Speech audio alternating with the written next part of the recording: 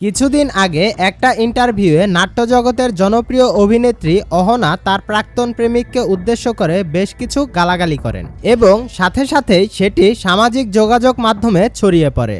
তবে এই ভিডিওটি দেখে অনেকেরই ধারণা ছিল অহনার সেই প্রাক্তন শামীম হাসান সরকার। কিন্তু শামীম হাসান সরকার সবার ভুল ভাঙাতে আরেকটা ইন্টারভিউয়ে জানায় অহনার সেই প্রাক্তন তিনি না।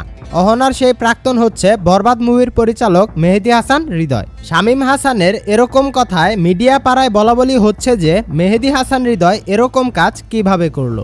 আবার অনেকেই বলছে মেহেদী হাসান হৃদয় কি এমন করেছে যে অহনা মিডিয়াতে এমন গালাগালি করছে। তবে মেহেদী হাসান হৃদয় ও অহনার রিলেশনের ব্যাপারটা কিন্তু সকলের কাছে অজানা ছিল। বাট বেশ কিছুদিন মিডিয়াতে শামীম হাসান সরকার ও অহনার প্রেমের গুঞ্জন শোনা গিয়েছিল।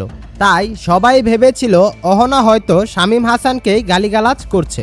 তবে শামীম হাসান সরকার বিষয়টা খোলাসা করতে মিডিয়ার কাছে সত্যিটা জানিয়েছে এবং দর্শকদের জানিয়েছে অহনার প্রাক্তন প্রেমিক ছিল মেহেদী হাসান হৃদয়। আর অহনা সেই গালিগুলো মেহেদী হাসান হৃদয়কে উদ্দেশ্য করেই দিয়েছিলেন। যদিও অহনা মেহেদী হাসান হৃদয় কিংবা শামীম হাসান সরকার কারো নাম উল্লেখ করেনি, তবুও শামীম হাসান সরকার বা মেহেদী হাসান হৃদয়কে সবাই অহনার সেই প্রাক্তন হিসেবে আরও বেশি গুঞ্জন ছড়াচ্ছে। বাট অতি শীঘ্রই অহনা সত্যিটা জানাবেন দর্শকদের। নতুন নতুন মুভি আপডেট পেতে আমাদের চ্যানেলটা সাবস্ক্রাইব করে আমাদের সাথেই থাকুন। সকলেই ভালো থাকবেন, সুস্থ থাকবেন। আল্লাহ হাফেজ।